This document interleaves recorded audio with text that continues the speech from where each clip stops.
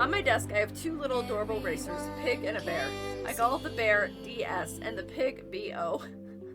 It's not BO, but I'm not saying the guy's name. I have a pencil sharpener, Duck, whom I call CS. These are all guys that I knew in the Vineyard Club community, and they probably never knew until this moment that I named these, like, erasers and pencil sharpener after them.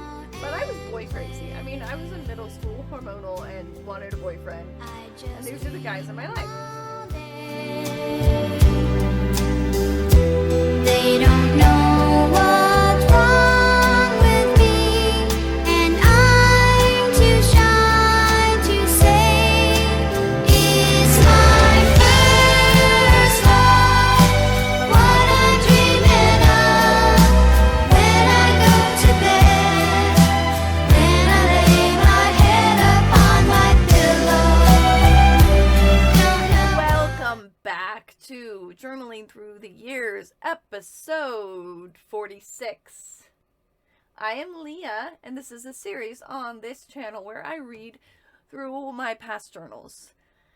And today, and if you are seeing this right now, today, as it comes out, you are a patron. If you are seeing it in next week, let's see, Monday, May 16th or so, then you are not a patron, and you should become one so you can get early release on stuff like this, as well as our Fangirl Hour podcast, our other YouTube channels.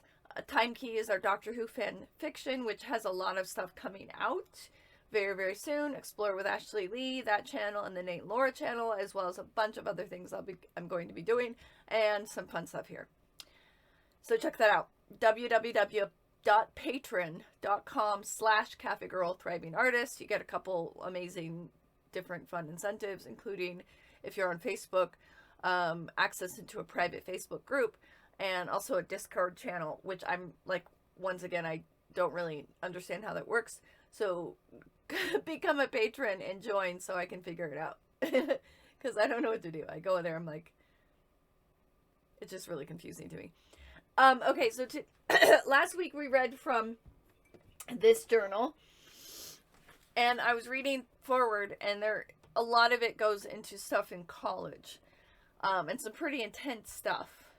So I'm going to set this aside and come back to it when we get to college and start this journal, which is a couple years after we were in 6th grade in that journal, in the previous one, and this one starts out with 8th grade. And there's some fun things tucked away in here.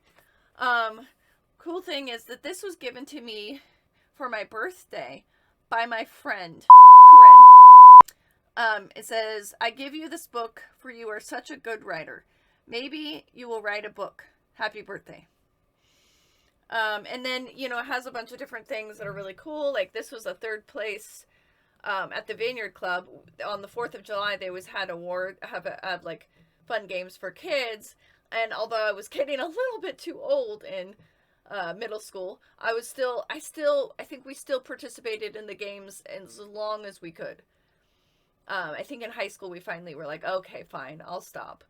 And so this was my friend A, and I won this in the 3-legged race. And we took one step, our tie that held our feet together broke, but we won the wheelbarrow race. Okay. So I guess this was for the wheelbarrow race. Or no, this was 3rd place, and then we won the wheelbarrow race. And I probably gave her the 1st place one and kept the 3rd one. Open your heart, open it wide. This right here. Open your heart, open it wide. Someone special may be waiting outside. And then I wrote this little poem. The Vineyard Club. I've known it since childhood. I've been through a lot, but no matter what, it's always been there for me. It's stable and it loves me. I love it too, and I think my boyfriend even likes it. I don't think I had a boyfriend at the time. But so we're going to be talking, that was like, I think I saw that in a magazine having to do with something else, and I just put Vineyard Club there. So we're going to be talking about the Vineyard Club and the Vineyard Club friends.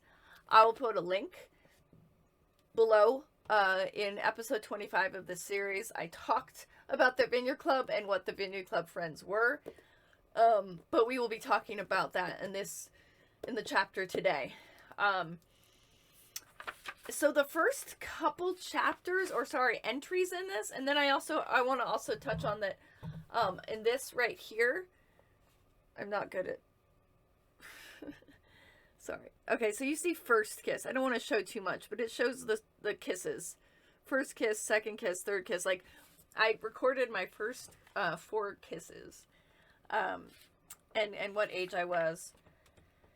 And like, it also shows which was good and which was bad. So the first couple episodes, entries, I'm kind of just kind of recording the same kind of things that I did previous about my friends and my school, and my pets. There is one section in the third, okay, so we're going to start with the third chapter. September 3rd, 1992. Dear Diary, I will start out today's entry by saying that B came over and we were going to go swimming, but it was too cold and cloudy. So we decided to write letters to, I did my best Harry Anderson, to the Beverly Hills 90210 cast. It was also, that's amazing. Did you ever do that when you were younger, and if you were a 90210 fan, or just in general, like whatever fandom, did you ever like write letters? I used to, like by the dozen, and of course you got like postcards back with just, and you thought it was the coolest thing ever, and it was just like a little postcard with their face on it and their signature, but it was like a stamp, because they probably wrote their signature and then somebody just stamped it. And every time you got a big fan letter. And they got, specifically Luke Perry and Jason Priestley, it is known that they got like just thousands and thousands and thousands and thousands upon thousands. And it was just like stacks and stacks. So mine, they just went through it and sent us back something. They never read it. So, I mean, they just didn't have time. It was also B's.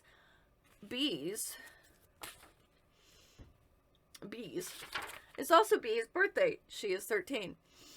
I will now explain my house. This is why I wanted to read this one. Also because it's really cool that I sent letters to the 90210 people. And I wish I still had those postcards. I don't know. I lost them along the way.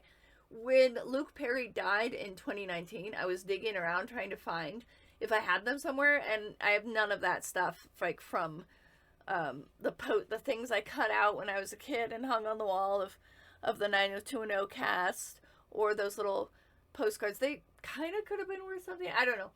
But, you know, I'm ordering and buying all the old dolls and hanging them on the wall, so I think I got a better deal. I will now explain my house. My house is gray with blue shutters. Beautiful colors. It sits right up front to a small lake with a dock. Before you get to the dock, there is a deck, which is really fancy. Before the fancy deck, there is a weedy lawn. My house has 5 bathrooms, a child's wing, downstairs, which is used as a play area or a guest room, master bedroom, big kitchen, would lead right onto a family room and deck, and a living room, which is never really used, but it is walked through a lot. I love every room in my house, but I especially like my room. It has peach-colored walls. When I went away to college and I was about to graduate, my mom transferred mine and my sister's room into like a suite, and so my room was gone pretty soon after college. And so where I live now, when I moved in, there was a room that had pink walls similar to mine, and so I chose it for that reason. And it's the first room in a very long time, I think maybe as a grown-up, that I really feel is mine, and I feel very comfortable, and I it's just, yeah, it feels wonderful. It has peach colored walls. It's like very half like childlike in the sense that I have like tons of stuffed animals, and then I have like the 90210 dolls, and I have like a wall of like fandom, tons of books everywhere, and then it has like kind of an adult vibe to it that is very almost like artsy. I'll take a picture and post it there, but artsy and kind of like the word boudoir comes up. I don't know if to say that right, but it's also kind of like hippie. I don't know. I can't think of the word. Sorry. Maybe I'll write it down here if I can think of it later. I love it. Okay. It has peach colored walls. Over the door and closet is a ledge where I have my stuffed animals and some stuffed animals and some model lady figures. I had this favorite stuffed animal. I still have them to this day. And when I entered into like older middle school age, I thought, well, I'm past this. I'm going to put him up there. And one day I was like laying in bed and I was looking up there and he was way up there. And I was like, even as like, I think it was even 8th grade, I was like, why? I don't like him up there. So I got a chair and I got up and I took him down and I put him there. Okay. And the lady figures were these porcelain glass dolls. And I went on eBay and I sold most of them. And I kept my favorite. And then there were 2 that I tried to sell and the little pieces broke off. So I just kept them. For now. So that's fine. But I sold a good portion of them.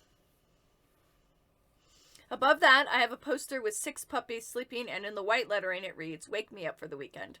I won that. I won that in 6th grade. I did some, like, I sold enough books in those little, like, I don't know if you're old enough to remember, but you'd go around door to door. This was okay when you could just go to your neighbor's house. And you'd say, I'm trying to raise money for something at school. Would you look at this? And then my neighbors would check it out. And then I got so much that I was able to get myself this award. And it was golden retriever puppies, which I really liked. And I remember my friends and I would look at it and talk about the puppy we liked the most. There are a lot of other posters in my room, including a bulletin board with all my personal touches. I still have one of those right on my door when, like, my bedroom door walking in. And kind of above is very similar. And just this whole area is my office is very creative vibe, which is why I decorated that way. And a little something I put together honoring the cast, the last Cosby Show. I feel embarrassed that, I mean, in light of recent occurrences and information, I like the Cosby Show and I feel a little embarrassed by it. But I liked Rudy. Rudy was awesome. And most people my age loved Rudy. Keisha Knight Poland. Awesome. On my desk, I have 2 little adorable racers, a pig and a bear. I call the bear DS and the pig BO. Not BO, but I'm not saying the guy's name. I have a pencil sharpener, Duck, whom I call CS. These are all guys that I knew in the Vineyard Club community. And they probably never knew until this moment that I named these, like, erasers and pencil sharpener after them. But I was boy crazy. I mean, I was in middle school, hormonal, and wanted a boyfriend. And these are the guys in my life. And the other thing about them is I didn't go to high school with them. I only saw them at certain points of the year and not very often. So I never got to know them enough to be like, You know, I didn't know them. Well, I knew them since I was like young, like preschool. But it wasn't the same as seeing somebody every day. It was very similar to like camp or something. On my bed, I have 3 teddy bears whom I call T, F, and L after some boys I know at school. They were my brother's friends, and I had some crushes on them. My hand is getting tired, but I've written up upon the most important things in my life. P.S. I was such a Blossom freak. I have 4 hats, a purple floppy, a black velvet cap, a jean hat, and a beret, which is spelled B-U-R-E-A-U, a borough, like a shelving thing or something.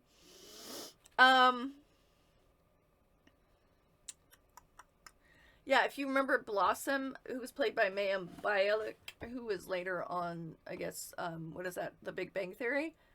Well, I like, in the 90s, when we first really got to know her, she was Blossom, and she always wore these, like, hats. and it was like a sitcom, and it was all about her growing up and being a teenager.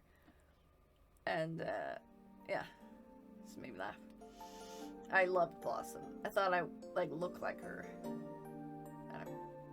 September 1992. Dear Diary, I was talking to you about MS and DS.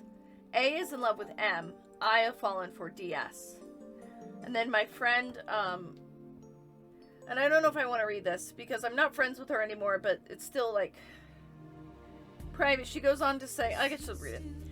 She's never going to see this, and even if she does, I'm sure it doesn't matter anymore. Wait, maybe it's not really love. This is her writing here. You can see her writing. Wait, maybe it's not really love. But let me put it this way. I could never play him like I usually do. Play him, I guess it means like just have sex with him and leave him or something, or make out with him and then you're done, because I don't know if she was necessarily going all the way. I think she said she was, but who knows. In other situations, only because he's really wonderful and sweet and kind and polite and gorgeous. But a lot can happen between today and tomorrow. A.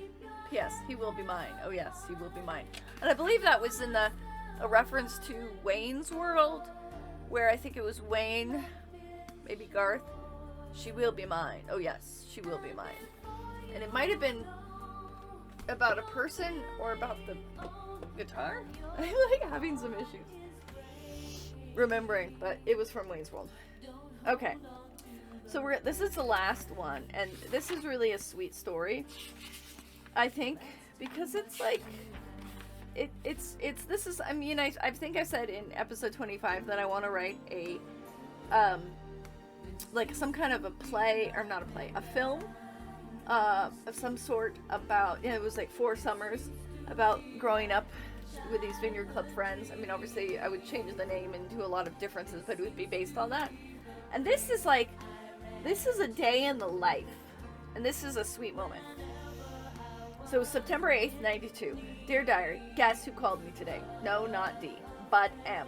MS. You see, it happened like this. I was talking on the phone, and then Jay called me and told me she had to use the phone. So I went outside and was writing a play about my life in the vineyards. Isn't that cool? Then B, my sister's friend, said, Jay, did Jay tell you who called for you? I said, who? She said, S and M. Well, I immediately called A. She wasn't home, so I called C and told her. She told me to call M. I said that I didn't want to call at home because it was long distance and would cost money. So she told me, you know what, maybe MS will see this and just think it's like the cutest thing ever. Like, oh, this is all happening. And this is so like, oh my God, a boy called me. What should I do? You should call him. Oh my God. Okay, anyways. I didn't want to call it home because it was long distance, right? It was in San Francisco, and it was like, yeah. Back in the day, before cell phones, there was something called long distance. And if you called out of your area, you were charged extra. And there's another historical fact coming out. And would cost money. So she told me to call him at the club. I told you about the Vineyard Club, the little community clubhouse. She said she would walk down to the club with me. I would then use the payphone. A payphone! What is a payphone? A payphone, my friends, my younger friends, is this phone that was against the wall of like an outside. Sometimes it was in a telephone box, and you'd walk in and close the door behind you, and you had to put quarters in. Maybe it was a dime. At one point it was a dime, and then it got more and more expensive to the point that, well, you'll see. Well, I got to the club and found that Casey and SS, these are 2 other girls, were there too. I had brought along $3 in quarters. They were like, we're all excited. Like, the boy called, and it was a boy that we all knew, and they all kind of had a crush on. It was like, oh my God, let's go. I brought along $3 in quarters, and which the telephone ate them all. So yeah, that would happen. So then I called the operator, and the operator hooked me up with the Pacific Bell. I had to tell Pacific Bell the number I was calling 3 times. I had to tell them how much money I lost, and my name, address, and they told me they would send me a check in the mail for $3. Then C called the 411 for San Francisco and got M's number. I called him collect to my number. Oh, okay. So to my number, and I don't think I had by this time my own phone line. So that's interesting. So I was like really desperate. My parents are going to see this later, and I'll be like, eh. Okay. Anyway, I talked to him. He told me he called me. Oh, this is so him, and it's so sweet. Like, looking back on it, it was sweet back then, and like, oh, really? But it was also sweet, like, now that I've known him all these years, this is just 100% M. His character, back then and today. He told me he called me because he wanted to apologize for the phone call. I called him on Monday to say goodbye. I think this was like right around the first start of school, and Labor Day weekend had just happened, and that was like the last time, like the last big hurrah of summer. And that weekend, and then Monday he was leaving. And it was very like, you know, it seemed like a long weekend, and all these wonderful things happened, and then Monday came, and everybody was leaving. And so he called him on Monday to say goodbye, being so short. He wanted to come over to say goodbye. Oh, but he didn't have time. He had to leave to go to SF. Yeah, that's right. Because like, I think this was in 8th grade, and this was the first boy that really that paid attention to me. And then of course I became mad obsessed with him. I'll admit it. Yeah, I'll admit it. But, you know, and had like fantasies about him. I don't hold back here. I don't know if he's gonna see this. And if he does, it's okay. It's in the past. We're friends now. But I did. Because I didn't know any better. And honestly, when you're in 8th grade, I think coupled with how I was raised, and kind of like the seeking outward for validation and relationship addictions, this was the early development of that, to kind of find rescue from someone else or something else. But at the same time, in middle school and, you know, your first crush, it's not uncommon for a younger person to kind of have these fantasies and these desires. I think I went overboard because because of where I was coming from in my, you know, growing up life, and that it was the early start of relationship addiction and kind of seeking outward for some kind of healing. Okay.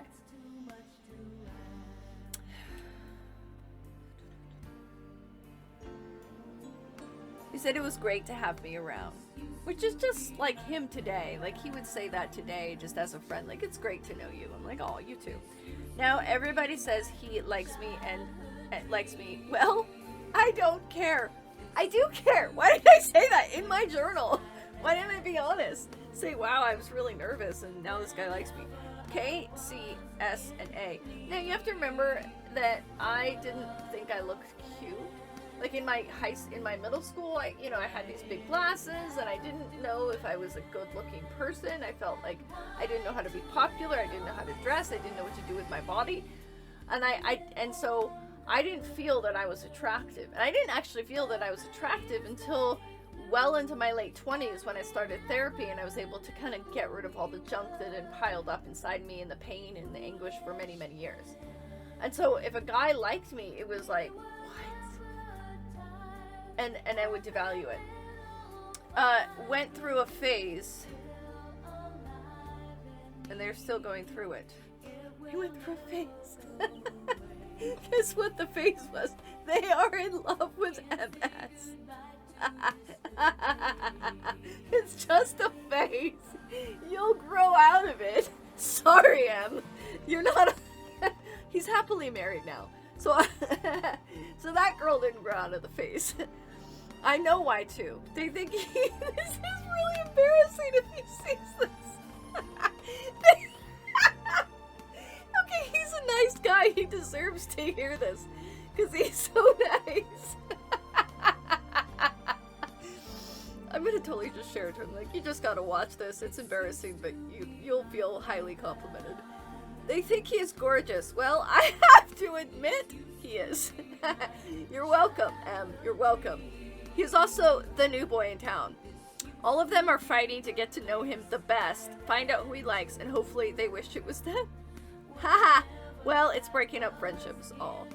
Haha, you little breakup friender. Oh, what is that? Friendship record? Friendship record. I can see it happening right in front of me, and I have to say, I have no say of stopping it. Like, how could I stop it? We're all human. We don't have a way to do anything. Don't like him. You're an 8th grader with tons of hormones. Don't like him. Mm-hmm. I am going after another boy. Yes. I'm going after. Like, going after means I just think about him, and then he walks by, and I'm like, hi. And then that's it. And you tell your friend, I said hi to him. And I see these guys, like, in my 20s and 30s, and I'm just kind of like... And it's not like even, like... And even now, like, it's not... It's just changed so much. That's why I want to write the 4 summers, and to show, like, these young girls, and to show them in college, however, 5 or 6 years later, going away to college, whatever, and the history that's transpired since then. And, like, already there's... We're all expectant of this new life, and yet we're also kind of... It's changed. And then... years later for maybe married life, children, whatever that is, and then years later for you just whatever that is, the changes of life and the growing up together and this special little friendship that we all had that is unusual and yet not so unusual, I guess, because everybody has these random childhood friends that fit. I mean, they're not camp friends, they're not high school friends, they're Vineyard Club friends. What's that? I don't know. Watch episode 25.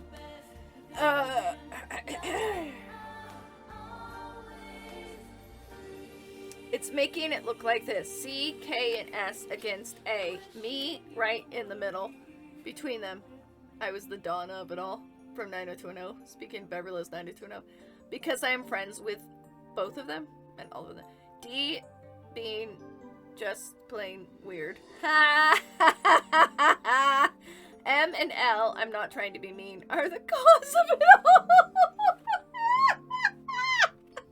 I'm just thinking of them now. Shame, shame, shame. You guys never should have come to the Vineyard Club. You ruined everything. If they would have never had bought, like they had a choice, their parents bought this. If they would have never had bought J&J's old house, this would never have happened. If J&J would never have... They were these twins that owned the house when I was a kid. And they left like a year or so later, and then the house was like abandoned. Well, not abandoned, just there. Like, no one owned it for years and years. And then when we were in 8th grade, this family bought it, and everybody was like, oh my god, a new family! And we'd all been like kind of just there, and then there was like these younger kids that were new friends of ours. Aww. And it was amazing. And we used to like go out. This is probably what Em was talking about when he first kind of came to town, or came to the Vineyard Club area. We would go out on moonlit nights and like meet up on the streets and just like walk around and hang out and talk to each other. And then there was, I remember they had this, where M and L, their original house, and where C lived on Deer Path, they had this, street that was, flat. And I remember one time every one of us kind of congregating there and like playing, we're just tossing around footballs and hanging out. And it was innocent fun. I don't even think there was no like alcohol or anything involved. We were just hanging out, talking, and it was a summer night, and the moon was full, and it was beautiful.